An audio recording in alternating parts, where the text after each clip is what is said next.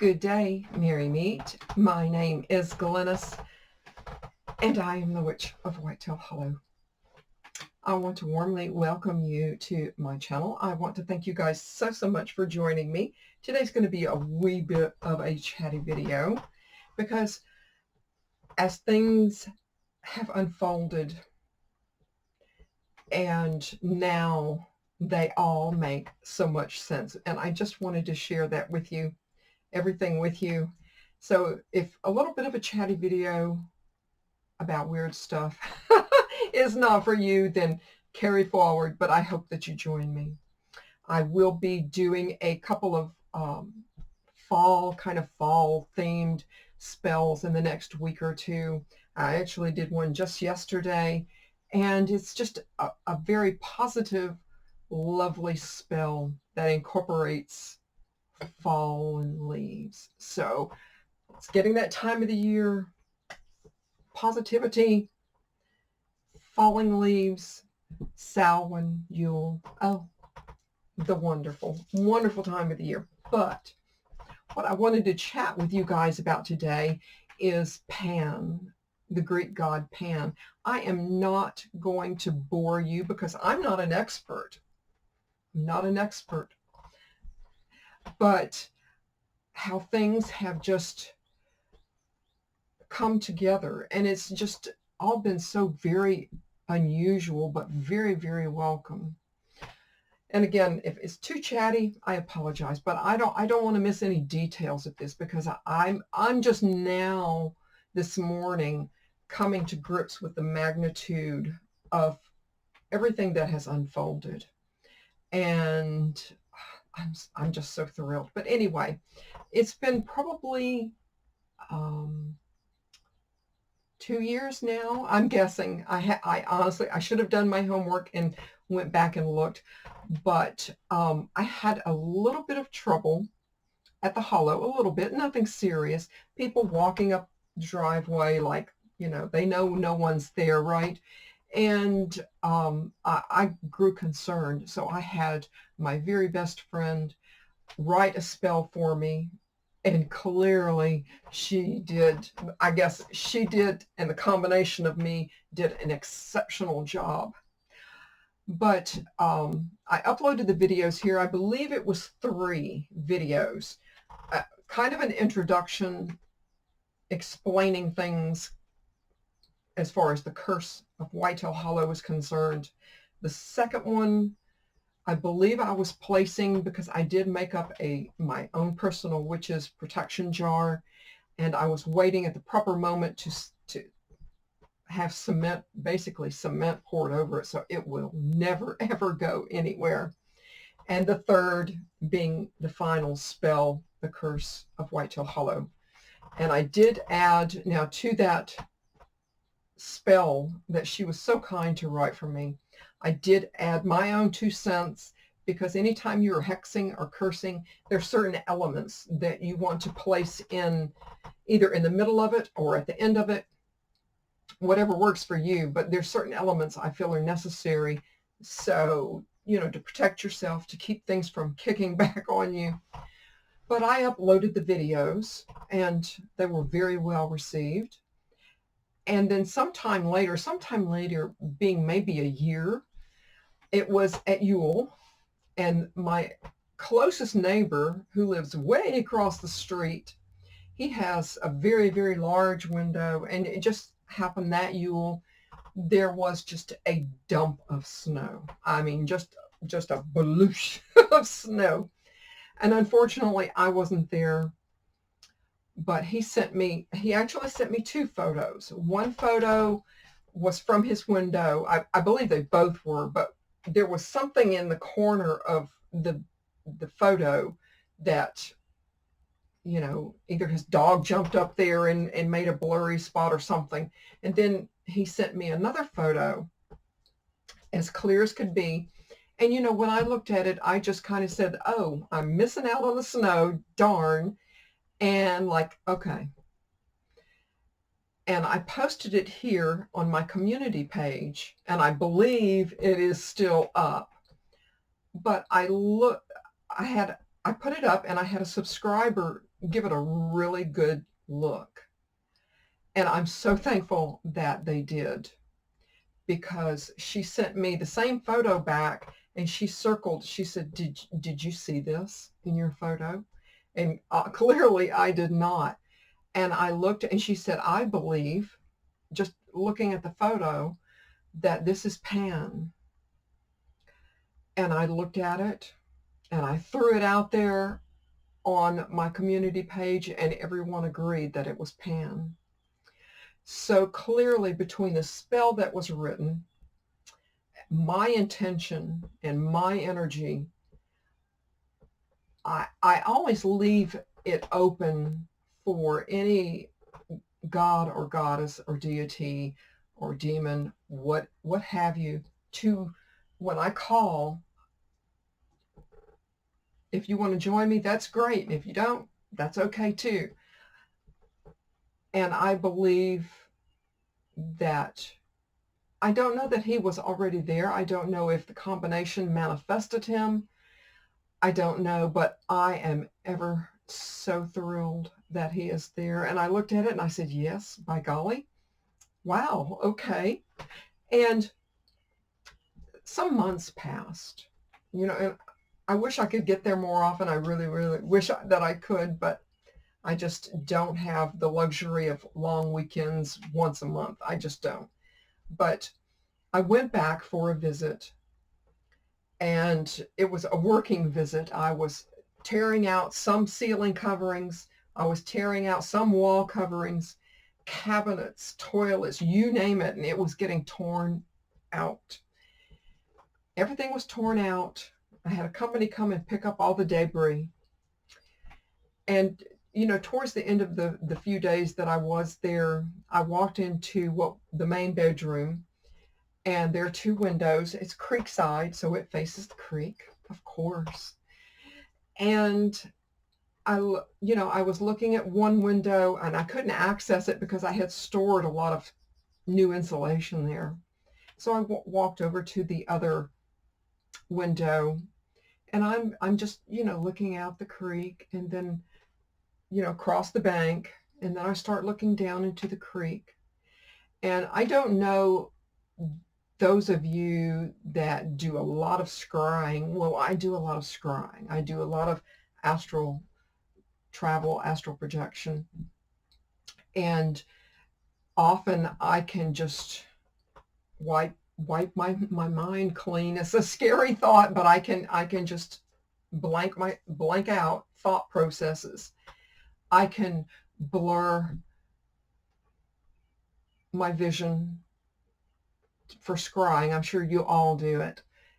And I'm just looking out, and I'm zoned out, just, and I see a face, not like right up on the window, but I see a face in the bush that leads down to the creek. And I didn't see a body. I just saw a face. And, I guess other people, it would have scared, but I welcomed it. I said, in my mind, I didn't speak out loud, but I said, okay, I see you. I can see you. And I want to think maybe it was like 30 seconds, maybe a minute or two, something like that. And I didn't want to get to the point where I was so visually cued in on it that I became Fey-led.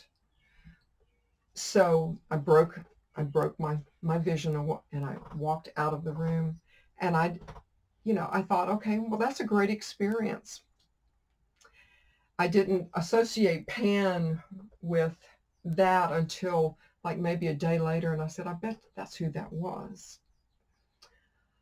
And so again, the electrician comes in. I got everything ready for him. I pulled walls off, insulation out. I cleaned it up for him to the best of my ability. and the electrician took his time, but the bottom line is I'm glad and thankful he agreed to do the job. And so in the last, I think I've been home now a week, maybe a week, and I want to tell you my experience this past week when I was there. I arrived a late Friday, and I didn't even go over to the house. I had to pack in water. I do not have running water or electricity, so I had to pack in a little bit of water. I packed in my bags for clothes and, clean towels and things like that, and got my bed set up because, every time I leave, I tear it down, pack it up, and keep it clean. But so I had that to do, and I got everything done, passed out. And the next morning I walked over thinking, okay, what am I going to see the electrician has done, right? And so I walk into the house and I'm quite shocked. He actually did a really, really great job.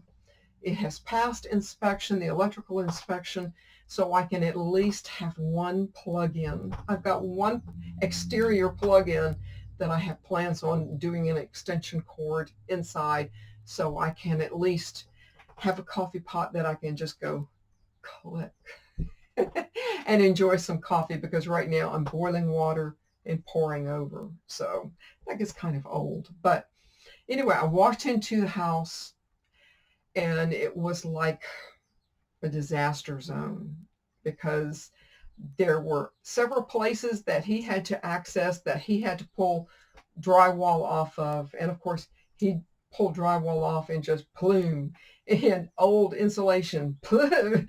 And then plus the materials, he's cutting wires, snipping and throwing and, excuse me, and just making a pretty good mess. And I thought it was going to take me all day, but in all actuality, it took me half a day. I still have to deal with throwing it away. I brought it back to Nashville with me, but what are you going to do? But anyway, I said, okay, well, it looks like I have another job to do, because I always have goals that I set to accomplish when I go. And so I said, okay. So Saturday, I proceeded to clean and get things pulled out and onto the trailer for me to bring back here. And I'm starting to clean, and I'm cleaning, and I hear now you guys, I can't whistle, but I hear except a lot better. And now, like I said, I've got no radio going. I don't have any electricity. Not yet. And my phone, of course, is with me, but I'm not playing anything on my phone because, again, it takes electricity to charge. I immediately looked out the kitchen windows because it gives me a good vision of the driveway, and I'm thinking in my mind, okay, Mo, my neighbor across the street, has walked up and he's close to the house and he's whistling to let me know he's there. Although he could text me, but I just in my mind, I'm thinking, well, that's the only person I know that would be walking up here that could whistle. But it was like in the same room with me. So, things like that don't bother me. They truly do not bother me. So I texted my girlfriend and she said, well, do you think there's somebody up under the house? And I'm like, I don't think so. And she says, well, do you want to call me? And that way, we'll know you're okay. Well, I have to tell you, you better worry about somebody that's under my house. Don't worry about me. But I did. I looked outside. I didn't see where anyone had been. And certainly had anyone ever been there, they could clearly see me walking across the driveway, because that's probably like a couple of 100 feet. And anyway, so I said, okay, whatever. It's a whistle. No biggie, right? No biggie. And I'm working throughout the day. And as I'm standing there, I hear, and this is a female voice, I hear a female voice go, huh? Like I had maybe said something to her that she didn't understand or hear or something. So I'm going, okay, it's getting real. It's getting real. But still, it didn't bother me. I gave very serious consideration to, doing a thorough cleanse and, saying, shoo, go away, don't bother me, we're good here, you just need to go. But I decided ultimately not to. I wanted to give that person a chance to communicate what they need to communicate to me. Because I'm sure probably had they wanted to hurt me or, scare me, they probably would have done so by now. So I'm not going to be doing any kind of cleansing or smudging or anything to dissuade anything from communicating with me. And it's going to be another probably couple of years until I can do so. But I will, of course, keep you guys posted. But the next experience I had, was Sunday. And again, the house is totally cleaned up to the best of my ability. And I'm outside. I think I've just had lunch. And it's just a beautiful, beautiful day. The sun is shining. It's cool. It's clear. It's just gorgeous, gorgeous day. And so I'm standing probably 100 feet away from the house. And again, I can see the creek on this side of the house and that side of the house. And I'm standing there. There are no trees in the way.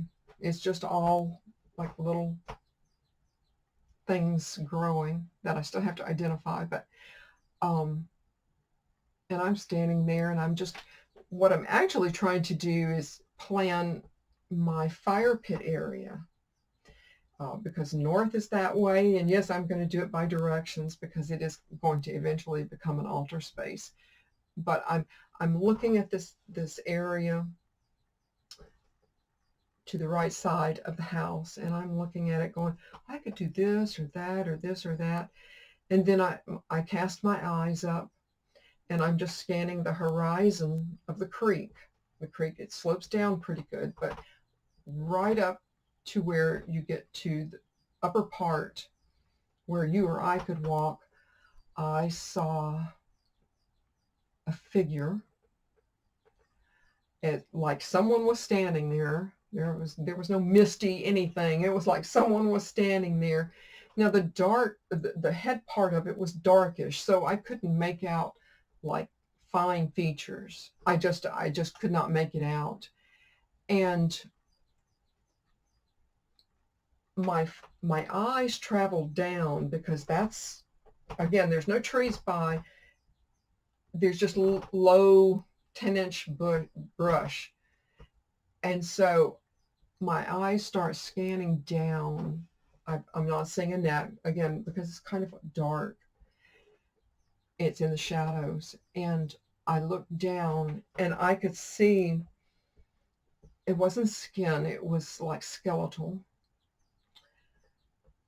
And I could see the ribs. This part was not dark. This part was white.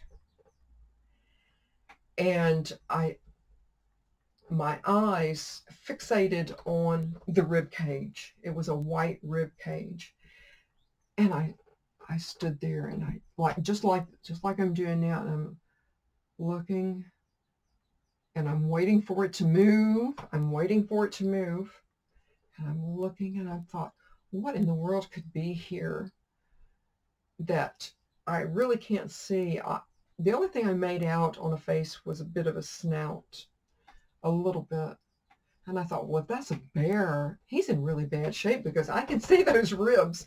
And I thought, no, this is something other than what anyone else might think it might be. And I'm looking at it and it's like it's breathing.